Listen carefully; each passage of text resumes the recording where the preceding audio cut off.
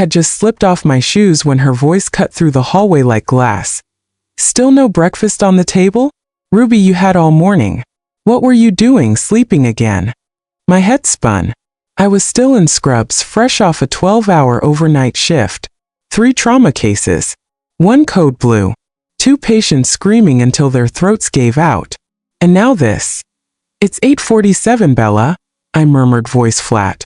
I walked in 20 minutes ago. I left you breakfast in the fridge last night. Don't you dare pin this on Jacob, she snapped, arms folded like she just won something. I didn't see a damn thing in the fridge. And even if I had, what? You think a cold omelet counts as breakfast? I didn't reply. I was too drained. My body felt stitched together with fumes. I shuffled to the kitchen, dragged out a pan, and flinched when the handle scorched my palm. My skin was raw, and I hadn't even lit the stove yet. Bella hovered close, watching like I might poison her toast if she blinked. And of course she raised her voice loud enough for the neighbors to hear. You know, Ruby, she sighed theatrically, some women balance full-time jobs and motherhood. You can't even handle eggs and toast. I bit the inside of my cheek until I tasted blood. When I married Jacob, I thought I was marrying into a family that was normal. Not rich, not poor, just steady. I had my job at the pediatric clinic. He was working software sales. We had dreams, travel, maybe a condo, maybe a dog. Then came Bella. She's lonely since Dad took that job in Georgia, Jacob had said one night. Maybe we could stay with her a little while. Save faster for a down payment. A little while turned into 18 months. Saving never happened. And the second we moved in, Bella slid into control like she'd been rehearsing for years. It started small. Ruby, can you throw in a load of laundry while I'm out? Then, Jacob's always liked my way of folding shirts. Then, you should really cook more. That's what a good wife does. Jacob never pushed back. He just muttered, you know how she is. It's not worth the fight. Easy for him to say. He didn't live in her kitchen. When I transferred to the emergency hospital, I thought maybe she'd finally respect me. She even smiled when I showed her my new badge. That lasted a week. Oh, you're off at 8 a.m.? Perfect. You can vacuum before you nap. On your feet all night? Well, that's exercise done. Efficient. And the dagger. Still not pregnant? Maybe stress isn't the only problem. That one cut deepest. I even suggested Jacob and I get checked together. The doctor says it's best to evaluate both sides, I said. He looked at me like I'd suggested public humiliation. I'm not doing that. That's humiliating. It's not. It's medical. Ruby, this is your issue. You're the one desperate for a baby. Go take vitamins. Figure it out. He didn't even glance up from his phone, so here I was, after 12 hours of chaos, frying eggs for a woman who despised me, pretending I couldn't hear her whisper about her friend's daughter getting pregnant on the honeymoon. I set Bella's plate down. No coffee, she snapped us. So I made coffee. Then I scrubbed dishes. Then I wiped the counters. Then I checked my phone. 5 missed texts from my supervisor. Could I pick up an extra Sunday shift? My chest tightened. Sunday. Bella's birthday. That night, Jacob handed me a list while brushing his teeth. Mom wrote this out for the party. 14 names, half strangers. A menu with appetizers, mains, dessert, even specific wine brands. The good plate set starred in the margin. I'm scheduled Saturday night, I said. I'll be off at 8 a.m. Her party's at 2. He shrugged. You'll manage. Just nap in between. I stared at him. Will you help cook? He hesitated. I mean, you're better at it. I fell asleep that night dreaming of drowning in pasta water, my hands twitching from holding too many syringes. By morning, I was still heavy with exhaustion when Bella poked her head into my room. It was 11:45. I had just taken off my shoes when her voice cut through the hallway. Still no breakfast on the table. Ruby, you had all morning. What were you doing? Sleeping again? My eyes stung, still in my scrubs, brain foggy from the overnight shift. I barely dragged myself through 12 hours in the emergency ward. 3 traumas, 1 code blue, 2 patients screaming in agony, and now this. It's 8:47, Bella, I muttered, voice dull. I got home 20 minutes ago.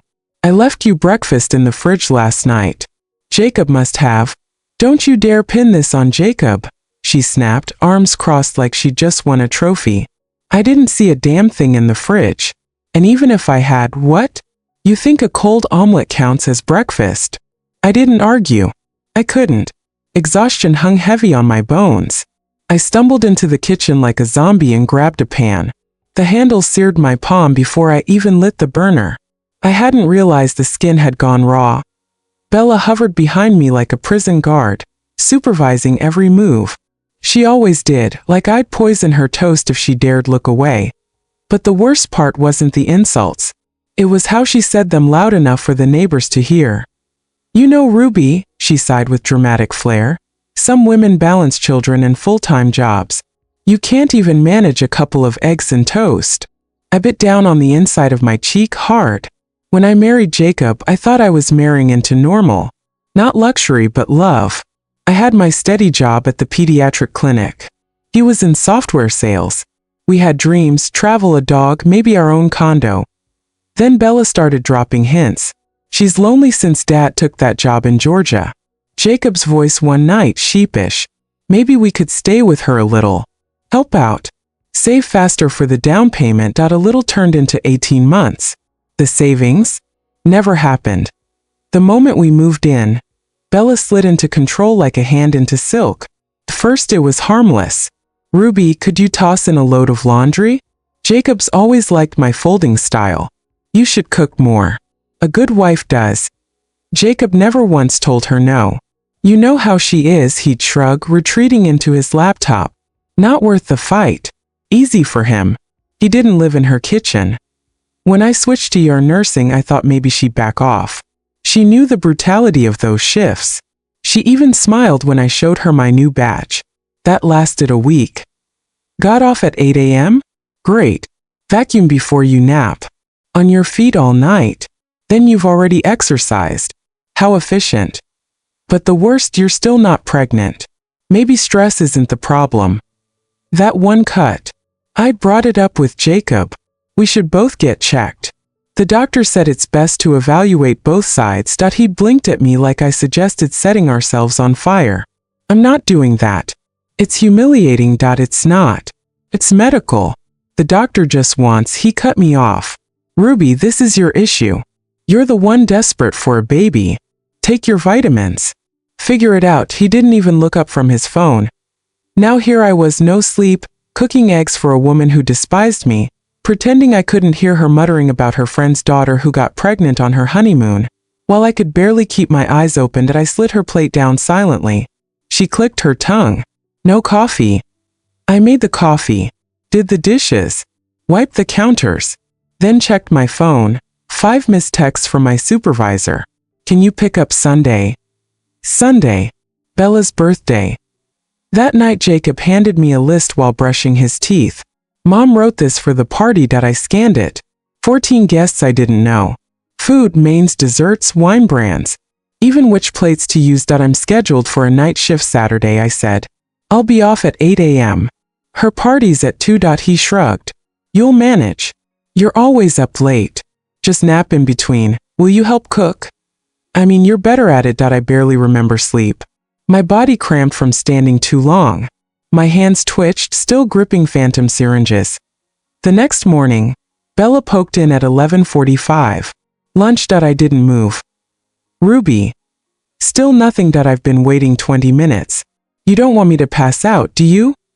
Bones cracking, I dragged myself upright. By 12:15 I was back at the stove, boiling pasta, grating cheese, testing sauces I couldn't even smell anymore. Bella sipped wine in the doorway. Oh, remember Sunday floral plates. Not the blue. The blue ones are cheap. I kept quiet. You'll make enough, right? Dad's flying in from Georgia. That froze me. Jacob's dad, the one person who treated me like family. Maybe he'd see. Maybe he'd notice how bad it had gotten. But Sunday was racing closer, and I wasn't sure what would give out first, the party or me. It was always just me.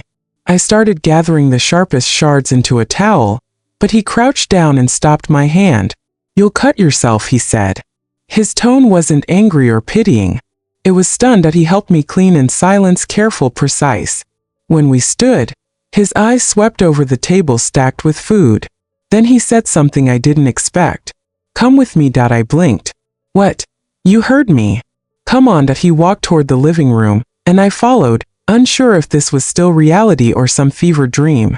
My hands shook. My chest thudded like a drum. The guests had gathered in the dining room, sipping wine, nibbling at canapes. Bella stood at the center, glowing like she had cooked every dish herself. Oh, there you are, she called the moment she spotted Dean. Everyone, this is my husband back from Atlanta. Isn't he just the best? A few claps, polite at best. Bella grabbed a new glass, reaching to pour champagne. Dean lifted his hand. Not yet. The chatter died instantly. Bella blinked. Darling. Dean gestured behind him. Ruby. Come here. I froze. Every eye turned my way. Heat climbed up my neck. I stepped forward. Dean placed his hand gently on my back. Before anyone says another word, his voice rang clear. You need to know something. Bella narrowed her eyes. What are you doing? He didn't answer her. Everything you see here, the food, the drinks, the presentation, that was all Ruby. Someone whispered. Really? Dean nodded. Yes. She walked out of a 12-hour night shift less than 6 hours ago, and she still did this. A hush swept the room. A few murmurs. Someone gasped. Bella's smile drained into stone. Dean leaned closer to me, softer. I saw your face in that kitchen. That wasn't just exhaustion. That was something worse. I looked at Bella. Then Jacob, who just wandered in, chewing a deviled egg, clueless to the storm waiting. Dean's eyes locked on him. Jacob. You let this happen. Jacob froze mid-chew. What? What are you talking about? You know exactly what I'm talking about, Dean said sharply.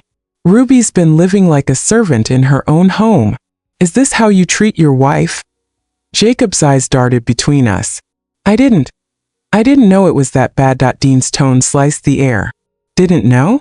You've lived here for over a year. Jacob's face went pale. Well, she never said. I stepped forward. I did. You just never listened. Dean turned to the guests, voice raised. There's more you all need to hear. Much more. The room stilled. I could hear the dishwasher humming in the distance, loud in the silence. 14 guests, dressed for a birthday, now looked like witnesses in a trial. Dean stood tall, commanding, every inch the prosecutor. Bella's face hardened, stripped of charm.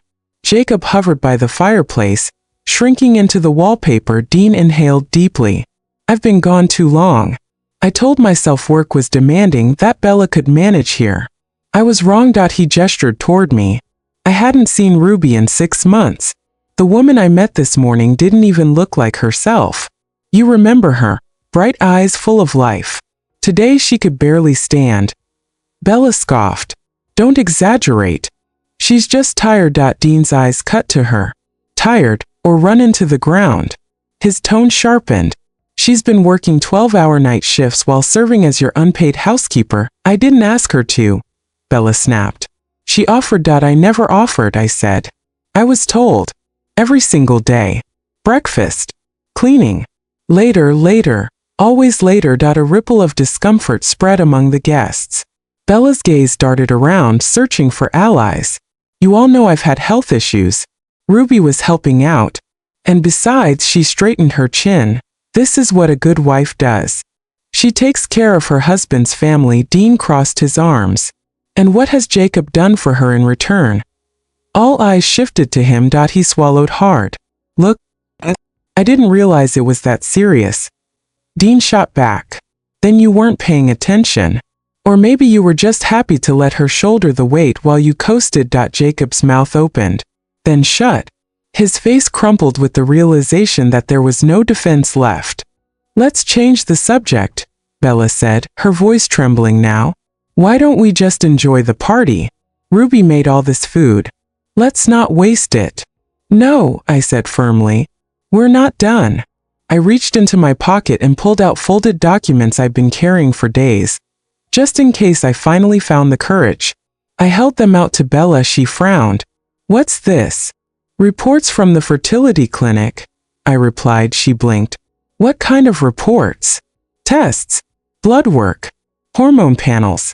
Ultrasounds. Everything. Jacob stepped forward, panic flashing. You said you weren't going to. I said nothing because I was protecting you. I cut in. But not anymore. Bella unfolded the pages, confusion etched across her face. So what am I looking at? So I'm fine, I said. Perfectly healthy. Every system normal. Do you remember how you and Jacob whispered that I was the problem? That I was probably barren. Gasps rippled around the room. It's not me, I said coldly.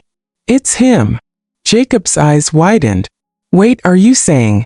Yes, I snapped. The doctor said there's a strong chance of male factor infertility. But you refused testing. You said it would make you look weak. The guests erupted in whispers. Dean stepped in, his voice razor sharp. I warned you after your first marriage collapsed to grow the hell up. That woman left because you and your mother destroyed her too. Used her until she broke.